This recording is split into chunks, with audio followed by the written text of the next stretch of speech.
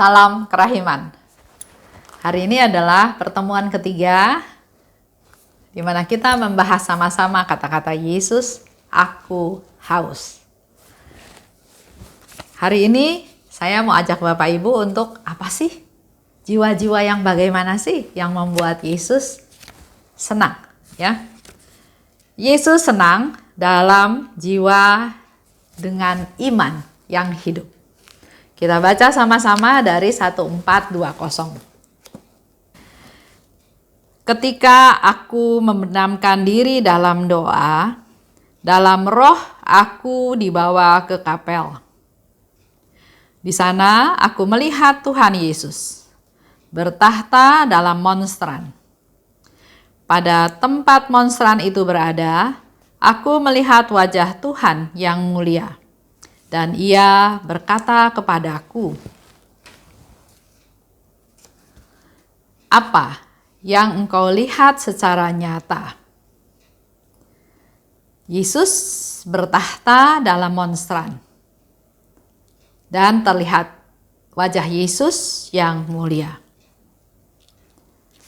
Dikatakan oleh Yesus di sini, apa yang kau lihat secara nyata, itulah yang dilihat jiwa-jiwa ini dalam iman.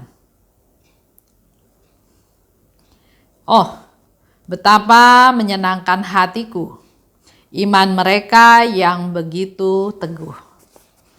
Tuhan Yesus tahu tingkat iman dari kita semua.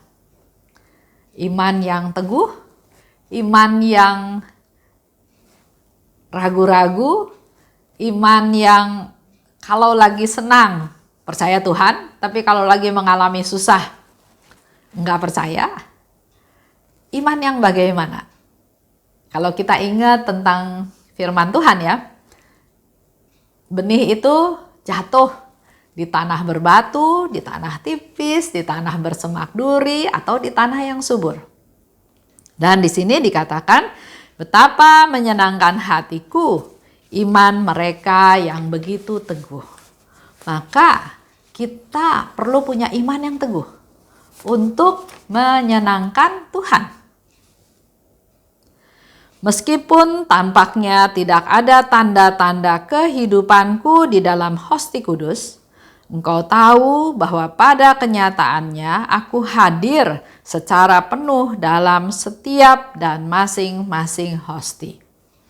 Ini menjadi satu konfirmasi buat kita semua. Sering orang menganggap bahwa ya hosti ya sudah, roti tidak beragi, nggak kerasa.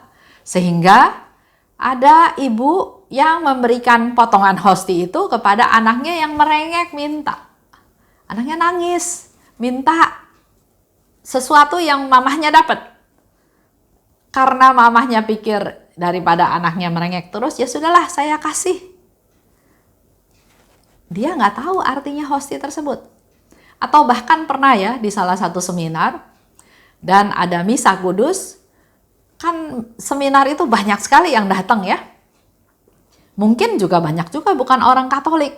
Atau juga mungkin ada Katolik tapi belum dibaptis. Karena dia lihat orang lain maju, ya dia ikutan maju.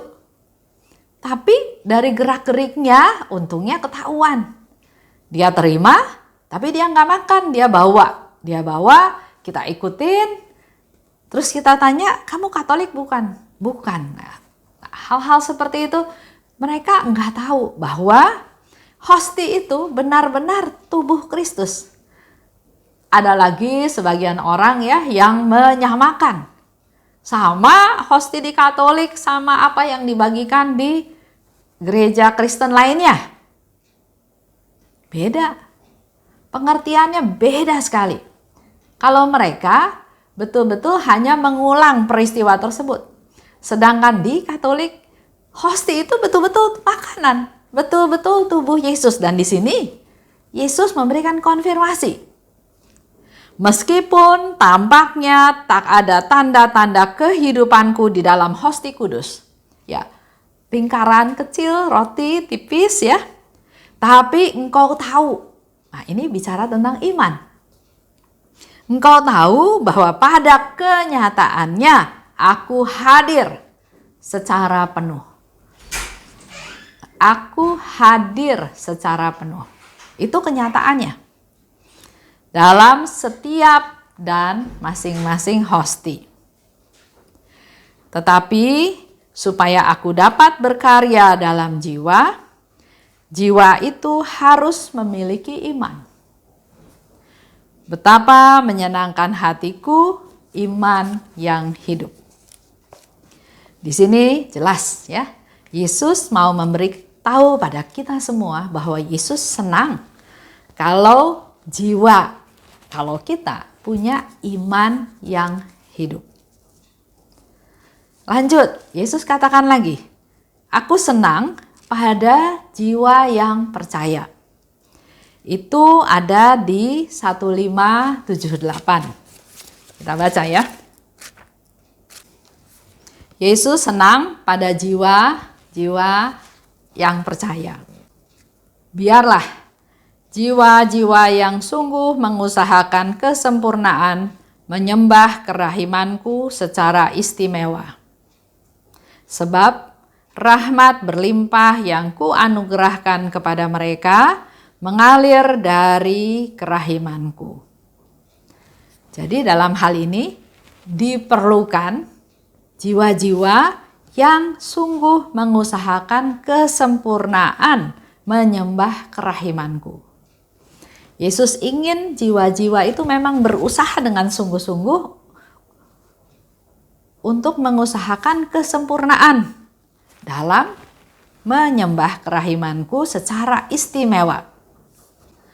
Sebab rahmat berlimpah akan kuanugerahkan kepada mereka. Aku ingin agar jiwa-jiwa ini menjadi unggul. Karena pengharapan yang tanpa batas kepada kerahimanku. Yesus ingin jiwa-jiwa ini, jiwa-jiwa yang menyenangkan hati Tuhan. Kalau mau menyenangkan hati Tuhan, maka dia harus punya jiwa yang unggul. Dengan pengharapan yang tanpa batas kepada kerahimanku. Aku sendiri akan membantu pengudusan jiwa-jiwa seperti itu. Kalau kita berusaha sendiri untuk jadi kudus, jadi suci, nggak bakalan bisa.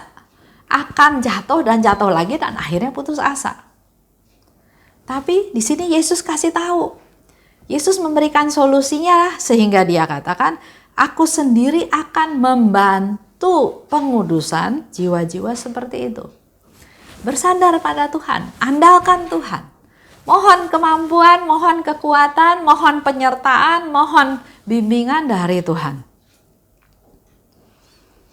Aku akan memperlengkapi mereka dengan segala sesuatu yang mereka butuhkan untuk mencapai kesucian.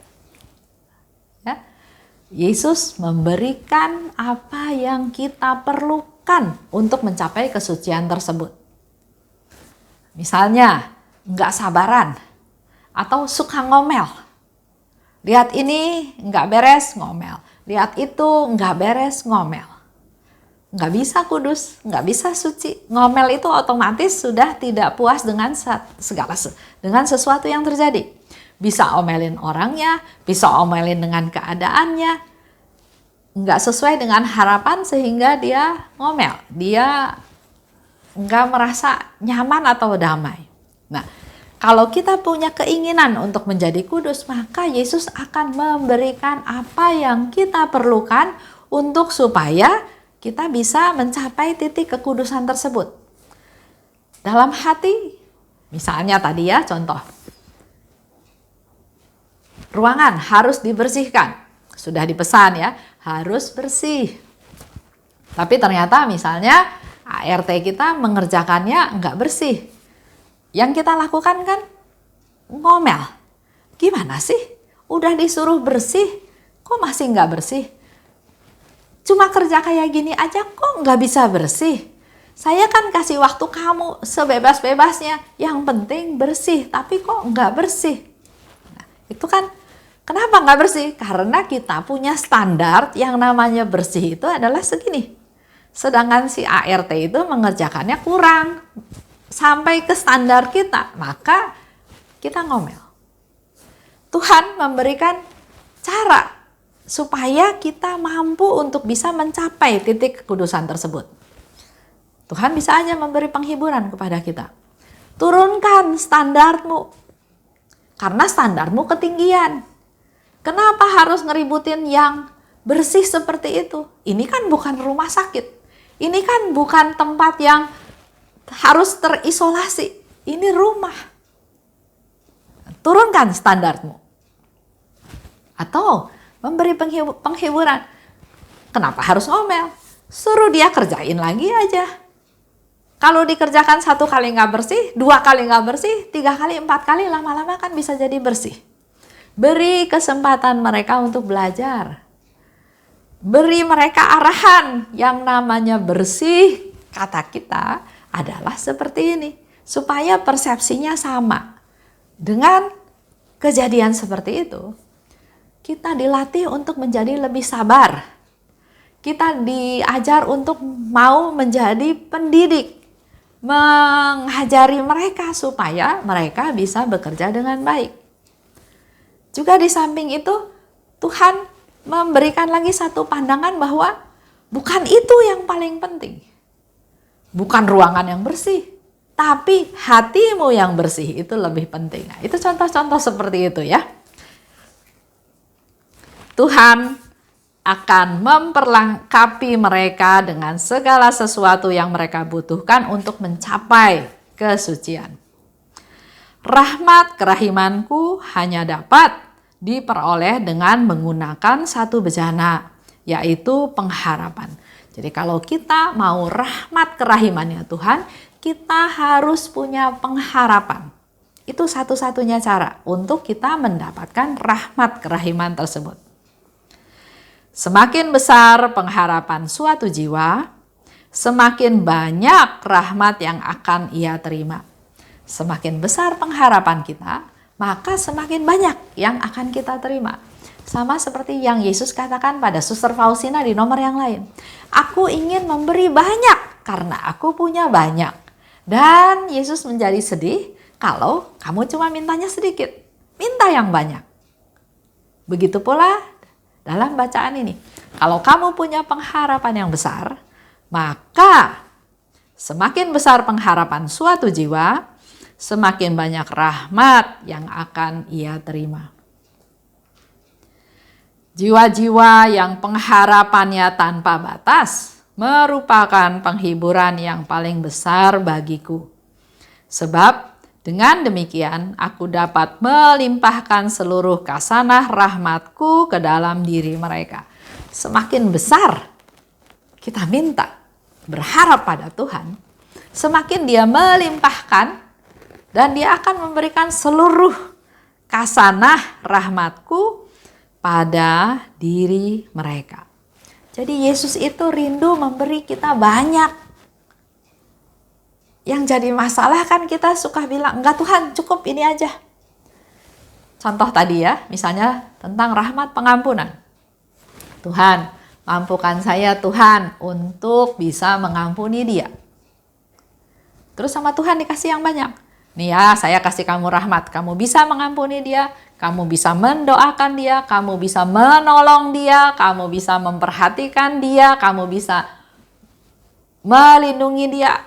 Tuhan memberikan kita banyak kemampuan, tapi terus kita bilang, enggak Tuhan, saya cuma mau ampuni dia aja. Saya nggak mau perhatikan dia, saya nggak mau melindungi dia, saya nggak mau bantu dia.